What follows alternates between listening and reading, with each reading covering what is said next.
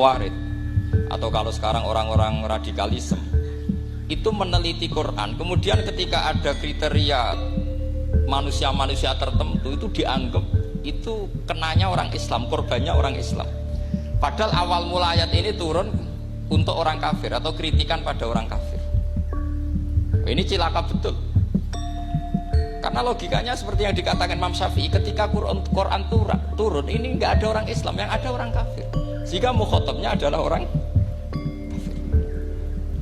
Tapi ayat-ayat ini nanti dipakai Khawarij untuk mengcounter orang Islam, sehingga mereka mudah mengkafirkan kita karena pakai ayat yang dari awal Allah mengkafirkan orang kafir, sekarang ayat itu dipakai mengkafirkan orang Islam. Ini saking gebleknya orang apa? Khawarij.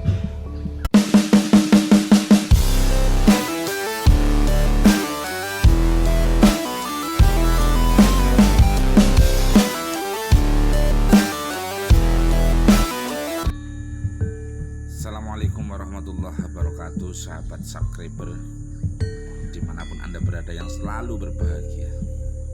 Hari ini adalah hari yang paling berbahagia ketika kita ada satu tambahan pengetahuan kenapa kelompok atau orang-orang radikalis mudah sekali mengkafirkan sesamanya atau sesama muslim. Ini tentunya menjadi satu keprihatinan, tapi hari ini ada pencerahan dari Kiai besar, Kiai alim Gus Baha yang menjelaskan secara jelas gamblang problem dari kelompok atau orang-orang radikalis yang mudah sekali menjustis atau mengkafirkan orang Islam. Ini penjelasannya mudah-mudahan dapat menjadi pencerahan buat kita semua dan kita sama-sama menjaga persatuan dan kesatuan kita dalam berbangsa dan bernegara. Abadi jaga NKRI. Saya Bas Rosadi. Assalamualaikum warahmatullahi wabarakatuh. Silakan dengarkan pencerahan dari Gus Bah. Bahwa Quran itu diturunkan itu sebagai hudan, sebagai petunjuk. Kedua sebagai bayanan, sebagai penjelas. Dan ini yang saya yakini. Kalau sebagai penjelas, Quran itu harus jelas sekali dan bisa menjelaskan. Dan Quran mensifati dirinya wal kitabil mubin, demi kitab yang memberi penjelasan. Sehingga dari sudut ini orang kafir pun mungkin memahami Quran. Dan menurut saya orang kafir pun bisa paham Quran. Kalau Ahok itu melintir Quran, tidak memahami Quran, paham? Senok harganya itu melintir Quran tapi tidak memahami Quran. Tapi bahwa Quran itu bisa difahami orang kafir itu ya. Logikanya gampang begini, kata Imam Syafi'i dalam kitab Ar-Risalah. Ketika Quran turun, itu pendengarnya itu tidak ada yang muslim, belum ada santri Kewagian, nggak ada santri Lirboyo, nggak ada santri Sarang. Pendengarnya itu non muslim. Nah ini sampai angen-angen. Ketika Quran turun itu pendengarnya muslim atau non muslim? Non muslim. Andai kan Quran itu turun tidak difahami orang kafir, maka lalu objeknya siapa? Sasarannya siapa? Nah sebab itu akan aneh kalau kita yang mondok, misalnya ngaji Edkon, ngaji Alfiyah, ngaji Ulumul Quran, apa saja. Kemudian Anda tidak paham Quran, padahal orang kafir saja bisa paham. Nah ini tantangan bagi kita. Sing kafir wis iso paham Quran, masa kita santri tidak paham Quran. Makanya begini, di antara awal-awal periode Makkiyah ada surat disebut Qul ya ayyuhal kafirun. Katakan Muhammad ya ayyuhal kafirun. Karena mukhatabnya atau lawan dialeknya Nabi adalah orang-orang apa? Kafir. Mereka paham ketika dijelaskan Quran, paham. Dan sebagian mereka menjadi mukmin karena paham. Itu termasuk isi makalah yang saya utarakan di sini. Mereka tanya, ya Muhammad, siflana robbak, amin dahabin, amin nuhasin, amin hajarin. Karena orang kafir jahiliyah itu punya tren, yang namanya Tuhan itu fisik. Mereka punya Lata, punya Uzza, punya Hubal. Sehingga kalau Tuhan-Tuhan kita ini dari batu Muhammad, katanya Anda punya Tuhan yang berbeda. Lalu Tuhan Anda ini dari emas atau dari perak. Turunlah ayat Qul huwallahu ahad Allahus samad. Lagi-lagi mukhatabnya adalah orang kafir. Makanya ini juga akhirnya jadi ilmu madhab, ilmu tentang firqah-firqah dalam Islam. Bahwa kesalahan terbesar orang Khawarij sebagaimana yang dikutip Imam Bukhari. Nanti saya mencari di juz 4 atau di juz 3, pokoknya di bab Babu Qitalil Khawarij, karena Imam Bukhari punya adat diulang-ulang. Kata Ibnu Umar yang dikutip Imam Bukhari, innahum intolaku ila ayatin nazalat fil kufar faja'aluha alal mu'minin. Orang-orang Khawarij atau kalau sekarang orang-orang radikalisme itu meneliti Quran, kemudian ketika ada kriteria manusia-manusia tertentu itu dianggap itu kenanya orang Islam, korbannya orang Islam. Padahal awal mula ayat ini turun untuk orang kafir atau kritikan pada orang kafir. Ini cilaka betul. Karena logikanya seperti yang dikatakan Imam Syafi'i, ketika Quran turun ini nggak ada orang Islam, yang ada orang kafir. Sehingga mukhatabnya adalah orang kafir. Tapi ayat-ayat ini nanti dipakai Khawarij untuk mengcounter orang Islam, sehingga mereka mudah mengkafirkan kita karena pakai ayat yang dari awal Allah mengkafirkan orang kafir, sekarang ayat itu dipakai mengkafirkan orang Islam. Ini saking gebleknya orang apa? Khawarij. Makanya kata kitab Fathul Bari yang menyarai Bukhari itu, yang mendorong orang Khawarij seperti itu adalah jahluhum bisyariah. Memang mereka benar-benar bodoh, benar-benar goblok. Misalnya kita kiai atau kita ma'arif atau kita santri atau kita orang soleh, kemudian kita tidak bisa melakukan apa yang kita katakan. Terus kita oke lah, kita kena kritik misalnya atakmurunan nasa bil birri napa wa tansawna anfusakum wa antum taslunal kitab. Terus kita katanya bisa ngomong tapi tidak bisa melakukan, terus dikritik dengan ayat itu mestinya tidak tepat. Karena itu asbabun nuzulnya adalah orang-orang Yahudi karena tahu bahwa sifat Rasulullah itu ada di Taurat, mereka menyuruh keluarganya itu masuk Islam, tapi mereka sendiri tidak mau Islam. Kemudian turunlah ayat atakmurunan nasa bil birri wa tansawna anfusakum wa antum taslunal kitab afala ta'qilun. Sekarang perbandingannya begini, misalnya ada orang Islam, taruh saja Zaid itu maling, ya maling, konsisten dia malingnya sampai tua. Terus menurut Anda Zaid yang muslim ini, muslim, Zaid itu muslim tapi maling, jangan bilang maling tapi muslim, dia itu ya.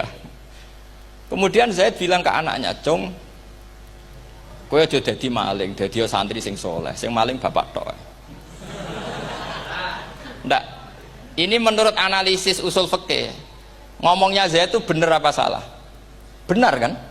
Nasihatnya ya benar, ngomongnya juga benar. Kamu tidak bisa ngeritik Zaid, kamu bisa ngomong tapi tidak bisa melakukan, tidak bisa.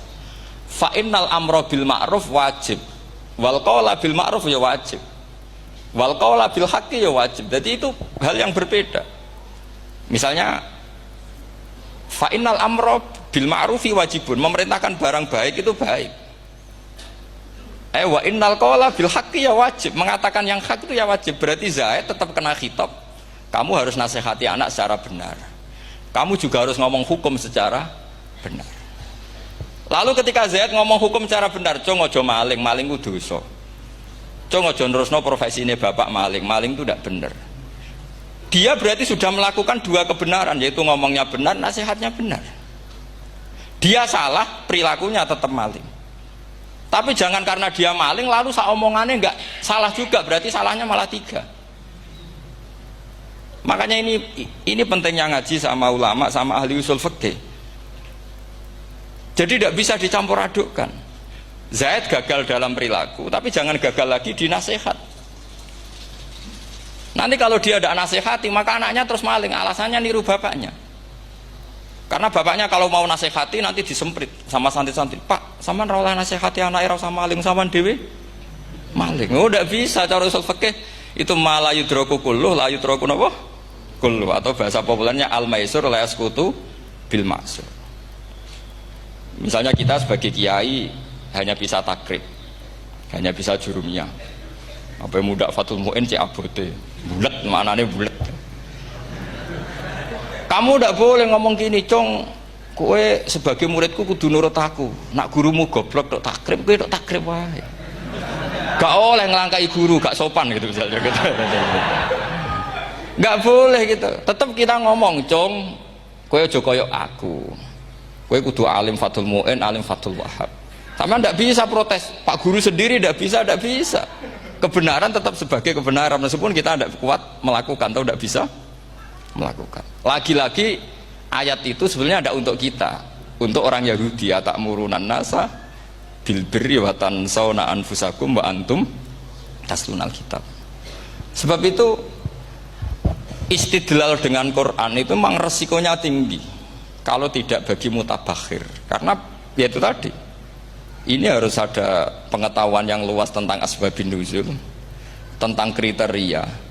Nah, kalau terpaksa, saya katakan terpaksa, kalau terpaksa kita itibar itu boleh, tapi itu terpaksa.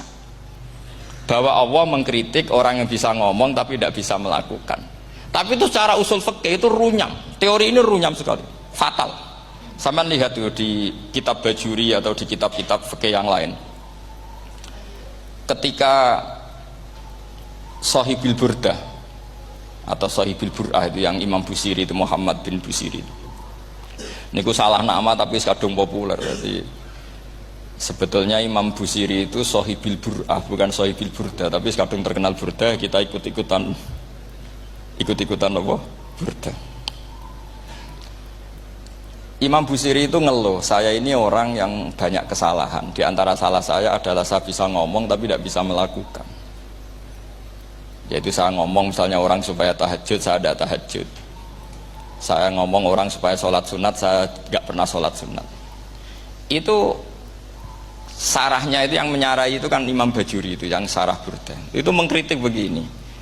Kalau Anda ngendikan itu fi ma'radi dzammin nafsi, yaitu dalam konteks Anda mengkritik diri sendiri oke. Tapi omongan Anda salah. Karena secara usul fikih fatal.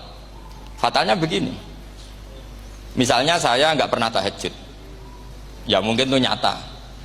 Oke, mungkin itu nyata. Apakah kemudian saya tidak boleh mengatakan at-tahajjudu sunnatun? Apa saya diwajibkan diam hanya karena saya tidak pernah tahajud, terus saya seorang kiai yang haram mengatakan at-tahajjud sunnatun? Saya harus tetap mengatakan kalau tahajud itu sunnah. Saya kalau punya santri terus saya bilang, Cong, nak pas nganggur yuk tahajud itu sunat. Karena mengatakan kebaikan pasti bagian dari kebaikan itu sendiri. Makanya kata Imam Bajuri, fakaifa yakunul amru bil ma'rufi mazmuman. Bagaimana mungkin sesuatu yang jelas baik karena memerintahkan kebaikan mazmuman menjadi sesuatu yang tercela hanya karena yang mengatakan tidak melakukan. Fa innal fi'la ya amrun wal hukmu ya amrun akhar. Itu beda. Jangan karena Anda tidak minum teh karena diabetes, terus Anda kalau ada tamu tidak disuguhi teh. Karena saya sendiri tidak minum teh. Wah ya repot kalau gitu. Nah itu lagi-lagi tadi orang Khawarij salah ketika mengartikan ayat yang harusnya objek kritiknya itu orang kafir, kemudian karena Quran lama sekali dibaca orang Islam sampai orang itu lupa kalau Quran awalnya turun diantaranya adalah membenahi akidahnya orang kafir, sehingga korbannya orang Islam.